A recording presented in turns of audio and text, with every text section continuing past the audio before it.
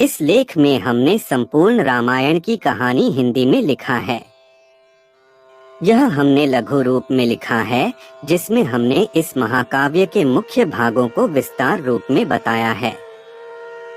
इसकी रचना महर्षि वाल्मीकि ने की थी। वैसे तो रामायण कथा बहुत लंबी है, परंतु आज हम आपके सामने इस कहानी का एक संक्षिप्त रूपरेखा प्रस्तुत कर रहे हैं। रामायण की कहानी मुख्य रूप से बालकांड, अयोध्या कांड, अरण्य कांड, किष्किंधा कांड, सुंदरकांड, लंका कांड और उत्तरकांड में विभाजित है। रामायण के महाकाव्य में 24,000 छंद और 500 सर्ग हैं, जो कि 7 भागों में विभाजित हैं। रामायण श्री राम, लक्ष्मण, सीता की एक अद्भुत अमर कहानी है, जो हमें विचारधारा, भक्ति, कर्तव्य, रिश्ते, धर्म और कर्म को सही मायने में सिखाता है। आइए शुरू करते हैं रामायण की पूर्ण कथा हिंदी में संक्षिप्त रूप में। राम सीता जन्म कथा। प्राचीन काल की बात है। सरयू नदी के किनारे कोशला नामक राज्य था। कोशला राज्य की राजधानी अयोध्या थी, जिसके राजा का नाम दशरथ था। राजा दशरथ के 3 पत्नियां थी, जिनके नाम थे कौशल्या, कैकई और सुमित्रा। परंतु बहुत समय से उनकी कोई भी संतान नहीं थी, जिसके कारण उन्हें उत्तराधिकारी की कमी हमेशा सताती थी। इसके विषय में उन्होंने ऋषि वशिष्ठ से बात की और पुत्र कामिष्ठी यज्ञ करवाया। यज्ञ के कारण उनकी पत्नियों को 4 पुत्र हुए। उनकी पहली पत्नी कौशल्या से राम, कैकेयी से भरत और सुमित्रा से लक्ष्मण और शत्रुघ्न का जन्म हुआ। सभी राजकुमार शास्त्रों और युद्ध कला में निपुण थे। जब राम 16 वर्ष के हुए, तब ऋषि विश्वामित्र राजा दशरथ के पास गए और यज्ञ में विघ्न डालने वाले राक्षसों का अंत करने में राम और लक्ष्मण की मदद मांगी। राम और लक्ष्मण ने इस कार्य को आदर से मान और कई राक्षसों का अंत किया, जिसके फलस्वरूप उन्हें ऋषि विश्वामित्र ने कई दिव्य अस्त्र प्रदान किए। एक दूसरे प्रदेश मिथिला के राजा जनक भी निसंतान थे। ऋषियों के कहने पर राजा जनक ने अपने राज्य के खेत में हल चलाना शुरू किया। हल चलते समय उन्हें एक धातु से टकराने की आवाज आई। जब राजा जनक ने देखा तो उन्हें सिद्ध के कलश में एक कन्या जमीन में गड़ी हुई मिली। उस कन्या को जैसी ही राजा जनक ने मिट्टी से निकाला, राज्य में बारिश होने लगी और उस कन्या को जनक अपने महल ले गए। सिद्ध के कलश में पाने के कारण उस कन्या का नाम सीता रखा गया। श्री राम और सीता विवाह। धीरे धीरे सीता बड़ी हुई और उनके विवाह का समय आया। श्री राम अयोध्या के राजा दशरथ के ज्येष्ठ पुत्र थे और माता सीता उनकी धर्मपत्नी थी। राम बहुत ही साहसी, बुद्धिमान और आज्ञाकारी और सीता बहुत ही सुंदर, उदार और पुण्यात्मा थी। माता सीता की मुलाकात श्री राम से उनके स्वयंवर में हुई, जो सीता माता के पिता मिथिला के राजा जनक द्वारा संयोजित किया गया था। यह स्वयंवर माता सीता के लिए अच्छे वर की खोज में आयोजित किया गया था। राजा जनक ने सीता का स्वयंवर रखा, जिसमें उन्होंने शिव जी के धनुष को उठाकर उसमें रस्सी चढ़ाने वाले व्यक्ति से सीता का विवाह कराने की शर्त राखी। उस आयोजन में कई राज्यों के राजकुमारों और राजाओं को आमंत्रित किया गया था। शर्त यह थी कि जो कोई भी शिव धनुष को उठाकर धनुष के तार को खींच सकेगा, उसी का विवाह सीता से होगा। सभी राजाओं ने कोशिश किया, परंतु वे धनुष को हिला भी ना सके। जब श्री राम की बारी आई तो श्री राम ने एक ही हाथ से धनुष उठा लिया और जैसे ही उसके तार को खींचने की कोशिश की, वह धनुष 2 टुकड़ों में टूट गया। इस प्रकार श्री राम और सीता का विवाह हुआ। इस प्रकार श्री राम का विवाह सीता से, लक्ष्मण का विवाह उर्मिला से, भरत का विवाह मांडवी से और शत्रुघ्न का विवाह श्रुतकीर्ति से हो गया। अयोध्या राजघराने में षड्यंत्र। अयोध्या के राजा दशरथ के 3 पत्नियां और 4 पुत्र थे। राम सभी भाइयों में बड़े थे और उनकी माता का नाम कौशल्या था। भरत राजा दशरथ के दूसरी और प्रिय पत्नी कैकेयी के पुत्र थे। दूसरे दो भाई थे, लक्ष्मण और शत्रुघ्न, जिनकी माता का नाम था सुमित्रा। जब राम को एक तरफ राज तिलक करने की तैयारी हो रही थी, तभी उसकी सौतेली माँ कैकेयी अपने पुत्र भरत को अयोध्या का राजा बनाने का षड्यंत्र रच रही थी। यह षड्यंत्र बूढ़ी मंथरा के द्वारा किया गया था। रानी कैकेयी ने एक बार राजा दशरथ की जीवन की रक्षा की थी। तब राजा दशरथ ने उन्हें कुछ भी मांगने के लिए पूछा था, पर कैकेयी ने कहा, समय आने पर मैं मांग लूंगी। उसी वचन के बल पर कैकेयी ने राजा दशरथ से पुत्र भरत के लिए अयोध्या का सिंहासन और राम के लिए 14 वर्ष का वनवास मांगा। श्री राम तो आज्ञाकारी थे, इसलिए उन्होंने अपने सौतेली माँ कैकेयी की बातों को आशीर्वाद माना और माता सीता और प्रिय भाई लक्ष्मण के साथ 14 वर्ष का वनवास व्यतीत करने के लिए राज्य छोड़कर चले गए। इस असीम दुख को राजा दशरथ सह नहीं पाए और उनकी मृत्यु हो गई। कैकेयी के पुत्र भरत को जब यह बात पता चली तो उसने भी राजगद्दी लेने से इनकार कर दिया। 14 वर्ष का वनवास। राम, सीता और लक्ष्मण वनवास के लिए निकल पड़े। रास्ते में उन्होंने कई असुरों का संहार किया और कई पवित्र और अच्छे लोगों से भी वे मिले। वे वन चित्रकूट में एक कुटिया बनाकर रहने लगे। एक बार की बात है, लंका के असुर राजा रावण की छोटी बहन शूरपणखा ने राम को देखा और वह मोहित हो गई। उसने राम को पाने की कोशिश की, पर राम ने उत्तर दिया, मैं तो विवाहित हूँ, मेरे भाई लक्ष्मण से पूछ के देखो। तब शूरपणखा लक्ष्मण के पास जाकर विवाह का प्रस्ताव रखने लगी, पर लक्ष्मण ने साफ इनकार कर दिया। तब शूरपणखा ने क्रोधित होकर माता सीता पर आक्रमण कर दिया। यह देखकर लक्ष्मण ने चाकू से शूरपणखा का नाक काट दिया। कटी हुई नाक के साथ रोते हुए जब शूरपणखा लंका पहुंची तो सारी बातें जानकर रावण को बहुत क्रोध आया। उसने बाद रावण ने सीता हरण की योजना बनाई। सीता हरण योजना के तहत रावण ने मारीच राक्षस को चित्रकूट के कुटिया के पास एक सुंदर हिरण के रूप में भेजा। जब मारीच को माता सीता ने देखा तो उन्होंने श्री राम से उस हिरण को पकड़ के लाने के लिए कहा। सीता की बात को मानकर राम उस हिरण को पकड़ने उसके पीछे पीछे गए और लक्ष्मण को आदेश दिया कि वो सीता को छोड़कर कहीं ना जाए। बहुत पीछा करने के बाद राम ने उस हिरण को बाण से मारा। जैसे ही राम का बाण हिरण बने मारीच को लगा, वह अपने असली राक्षस रूप में आ गया और राम के आवाज में सीता और लक्ष्मण को मदद के लिए पुकारने लगा। सीता ने जब राम के आवाज में उस राक्षस के विलाप को देखा तो वो घबरा गई और उसने लक्ष्मण को राम की मदद के लिए वन जाने को कहा। लक्ष्मण ने सीता माता के कुटिया को चारों ओर से लक्ष्मण रेखा से सुरक्षित किया और वो श्री राम की खोज करने वन में चले गए। योजना के अनुसार रावण एक साधु के रूप में कुटिया पहुंचा और भिक्षाम देहि का स्वर लगाने लगा। जैसे ही रावण ने कुटिया के पास लक्ष्मण रेखा पर अपना पैर रखा, उसका पैर जलने लगा। यह देखकर रावण ने माता सीता को बाहर आकर भोजन देने के लिए कहा। जैसे ही माता सीता लक्ष्मण रेखा से बाहर निकली, रावण ने पुष्पक विमान में सीता माता का हरण कर लिया। जब राम और लक्ष्मण को यह पता चला कि उनके साथ छल हुआ है तो वो कुटिया की ओर भागे, पर वहां उन्हें कोई नहीं मिला। जब रावण सीता को पुष्पक विमान में लेकर जा रहा था, तब बूढ़े जटायु पक्षी ने रावण से सीता माता को छुड़ाने के लिए युद्ध किया, परंतु रावण ने जटायु का पंख काट डाला। जब राम और लक्ष्मण सीता को ढूंढते हुए जा रहे थे तो रास्ते में जटायु का शरीर पड़ा था और वो राम राम विलाप कर रहा था। जब राम और लक्ष्मण ने उनसे सीता के विषय में पूछा तो जटायु ने उन्हें बताया कि रावण माता सीता को उठा ले गया है और यह बताते बताते उसकी मृत्यु हो गई। राम और हनुमान।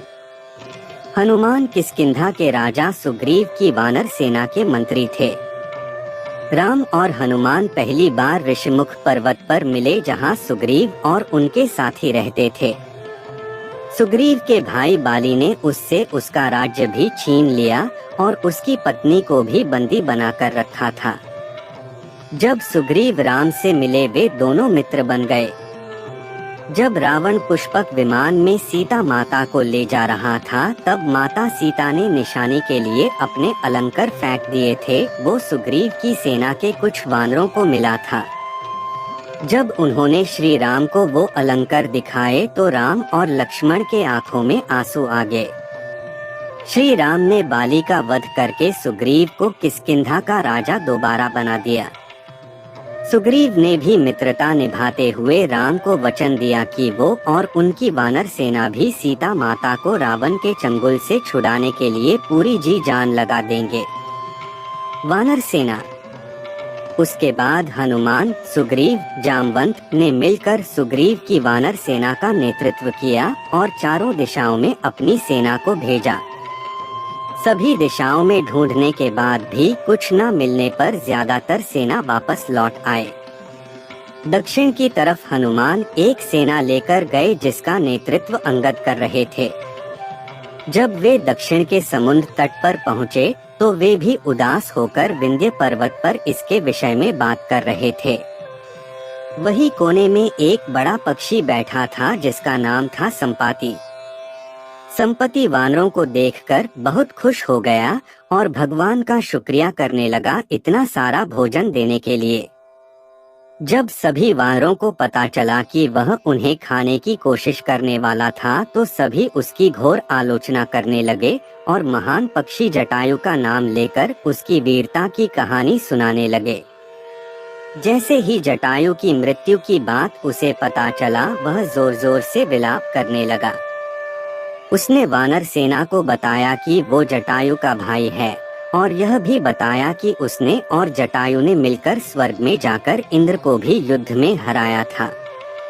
उसने यह भी बताया कि सूर्य की तेज किरणों से जटायु की रक्षा करते समय उसके सभी पंख भी जल गए और वह उस पर्वत पर गिर गया। संपाति ने वानरों से बताया कि वह बहुत ज्यादा जगहों पर जा चुका है और उसने यह भी बताया कि लंका का असुर राजा रावण ने सीता को अपहरण किया है और उसी दक्षिणी समुद्र के दूसरी ओर उसका राज्य है। लंका की ओर हनुमान की समुद्र यात्रा। जामवंत ने हनुमान के सभी शक्तियों को ध्यान दिलाते हुए कहा कि हे हनुमान, आप तो महाज्ञानी, वानरों के स्वामी और पवन पुत्र हैं। यह सुनकर हनुमान का मन हर्षित हो गया और वे समुद्र तट किनारे स्थित सभी लोगों से बोले, आप सभी कंदमूल खाकर यही मेरा इंतजार करें, जब तक मैं सीता माता को देखकर वापस न लौट आऊं।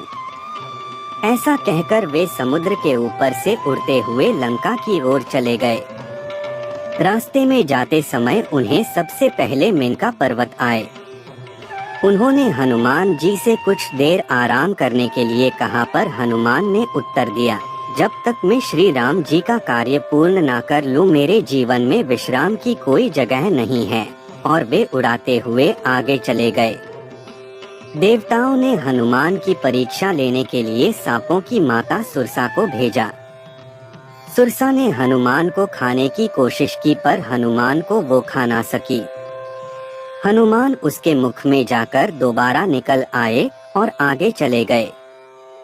समुद्र में एक छाया को पकड़कर खा लेने वाली राक्षसी रहती थी। उसने हनुमान को पकड़ लिया, पर हनुमान ने उसे भी मार दिया। हनुमान लंका दहन की कहानी।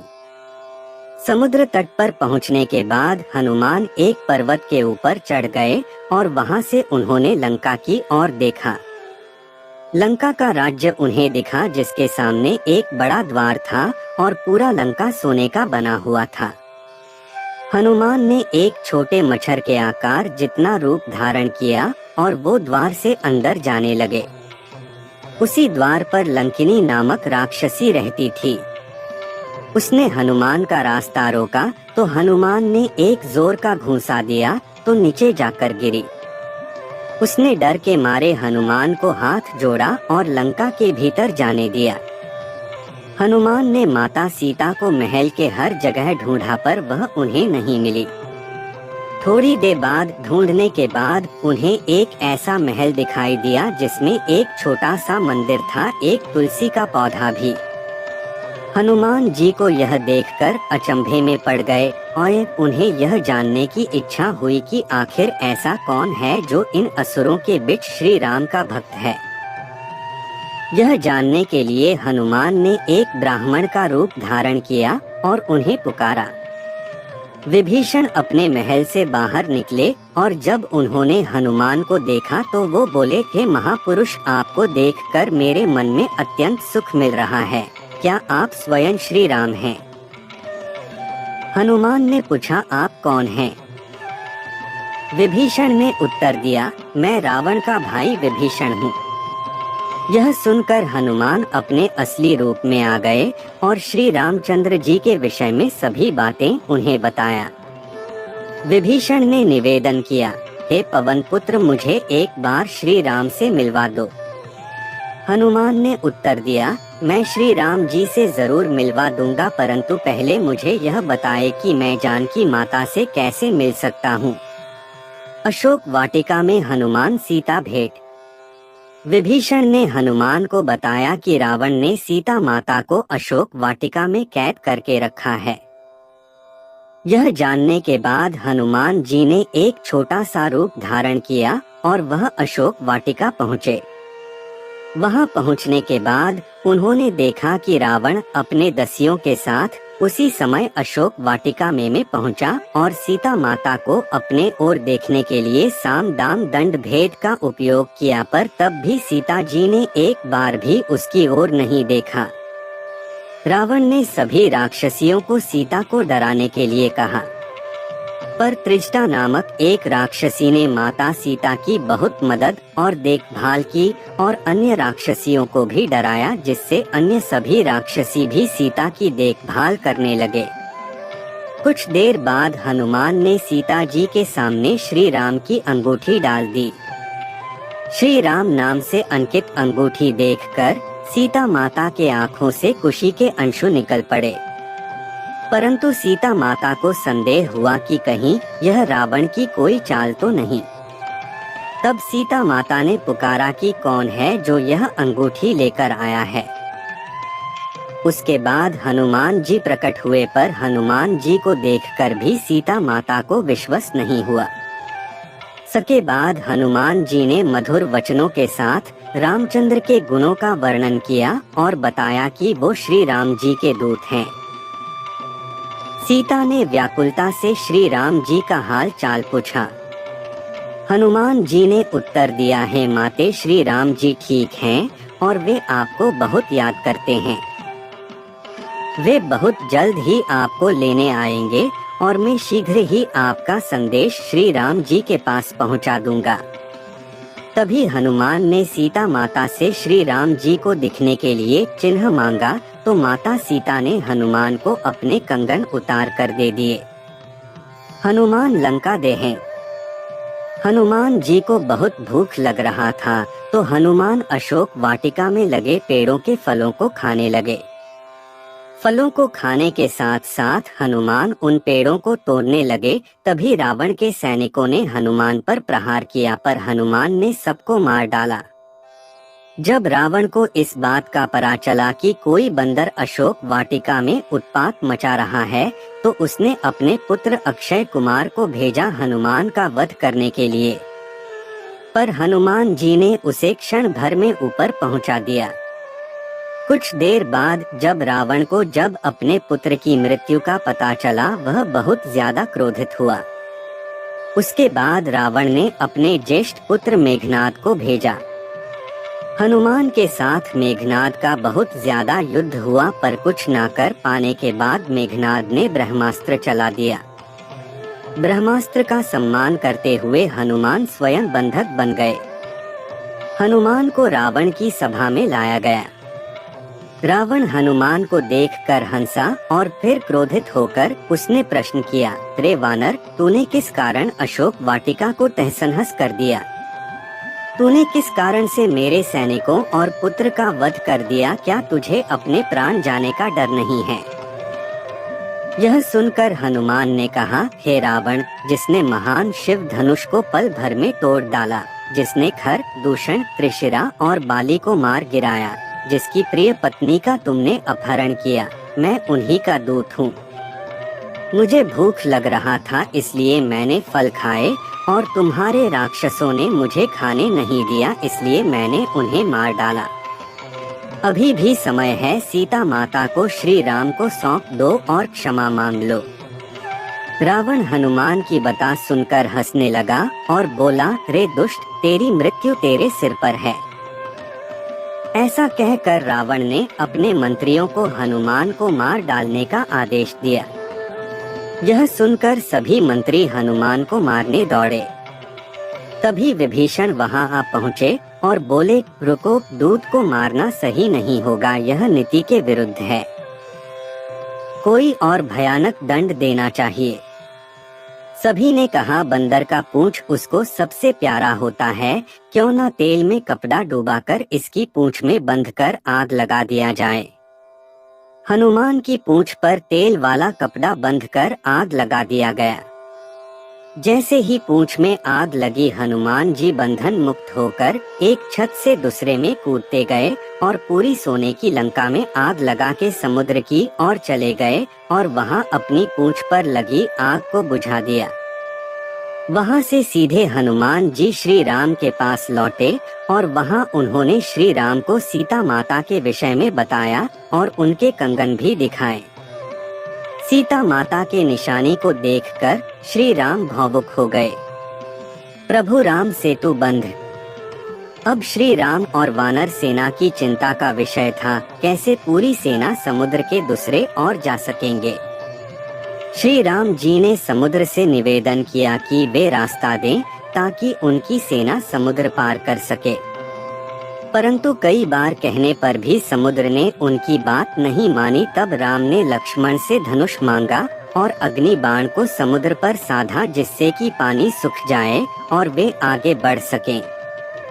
जैसे ही श्री राम ने ऐसा किया, समुद्र देव डरते हुए प्रकट हुए और श्री राम से माफी मांगी और कहा, हे नाथ, ऐसा ना करें, आपके इस बाण से मेरे में रहते वाले सभी मछलियाँ और जीवित प्राणी का अंत हो जाएगा। श्री राम ने कहा, हे समुद्र देव, हमें यह बताएं कि मेरी यह विशाल सेना इस समुद्र को कैसे पार कर सकते हैं। समुद्र देव ने उत्तर दिया, हे रघुनंदन राम, आपकी सेना में 2 वानर हैं, नल और नील, उनके स्पर्श करके किसी भी बड़े से बड़े चीज को पानी में तैरा सकते हैं। यह कहकर समुद्र देव चले गए।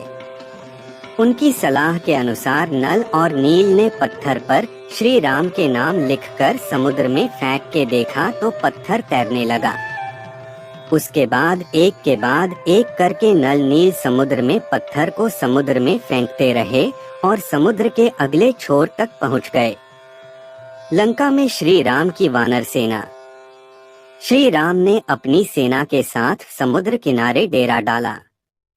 जब इस बात का पता रावण की पत्नी मंदोदरी को पता चला तो वो घबरा गई और उसने रावण को बहुत समझाया, पर वह नहीं समझा और सभा में चले गया। रावण के भाई विभीषण ने भी रावण को सभा में समझाया और सीता माता को सम्मान पूर्वक श्री राम को सौंप देने के लिए कहा, परंतु यह सुनकर रावण क्रोधित हो गया और अपने ही भाई को लात मार दिया, जिसके कारण विभीषण सीढ़ियों से नीचे आ गिरे। विभीषण ने अपना राज्य छोड़ दिया और वो श्री राम के पास गए। राम ने भी खुशी के साथ उन्हें स्वीकार किया और अपने डेरे में रहने की जगह दी। आखिरी बार श्री राम ने बाली पुत्र अंगद कुमार को भेजा, पर रावण तब भी नहीं माना। युद्ध आरंभ हुआ। श्री राम और रावण की सेना के बीच भीषण युद्ध हुआ। इस युद्ध में लक्ष्मण पर मेघनाद ने शक्ति बाण से प्रहार किया था, जिसके कारण हनुमान जी संजीवनी बूटी लेने के लिए हिमालय पर्वत गए, परंतु वे उस पौधे को पहचान ना सके, इसलिए वे पूरा हिमालय पर्वत ही उठा लाए थे। यहाँ तक कि रावण के भाई कुंभकर्ण जैसे महारथी असुर को भी भगवान राम ने अपने बाण से मार डाला। इस युद्ध में रावण की सेना के श्री राम की सेना प्रसत कर देती है और अंत में श्री राम रावण के नाभि में बाण मारकर उसे मार देते हैं और सीता माता को छुड़ा लाते हैं।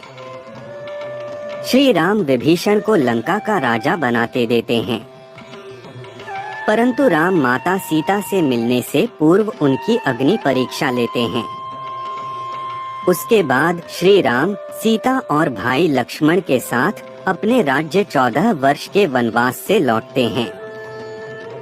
उसके बाद श्री राम को अयोध्या का राजा घोषित किया गया और उनका जीवन खुशियों से बीत रहा था। कुछ समय बाद माता सीता गर्भवती हो जाती हैं।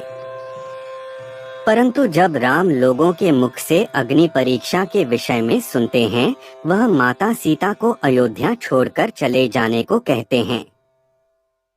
माता सीता को इस बात से बहुत दुख होता है। महर्षि वाल्मीकि उन्हें अपने आश्रम में आश्रय देते हैं। लवकुश का जन्म। वही माता सीता 2 पुत्रों को जन्म देती हैं, जिनका नाम लव और कुश दिया गया। लव और कुश ने महर्षि वाल्मीकि से पूर्ण रामायण का ज्ञान लिया।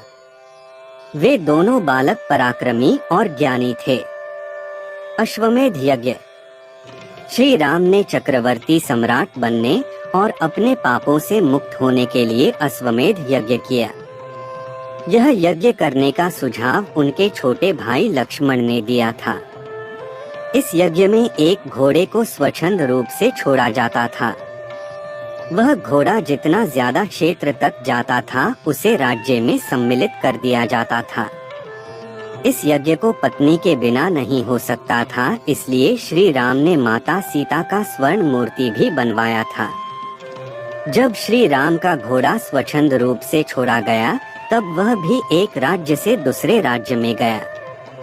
जब वह घोड़ा महर्षि वाल्मीकि के आश्रम के पास पहुंचा, तो लवकुश ने उसकी सुंदरता देखकर उसे पकड़ लिया। जब राम को पता चला, तो उन्होंने अपनी सेना को भेजा, परंतु लवकुश से युद्ध में सब हार गए। जब राम वहां पहुंचे, तो उन्होंने उन बालकों से पूछा कि वह किसके पुत्र हैं। तब लवकुश ने माता सीता का नाम लिया। जब राम ने यह सुना, तो उन्होंने बताया कि वह उनके पिता हैं। यह सुनकर लवकुश भी बहुत खुश हुए और राम से गले मिल गए। उसके बाद वे माता सीता से आश्रम जाकर मिले।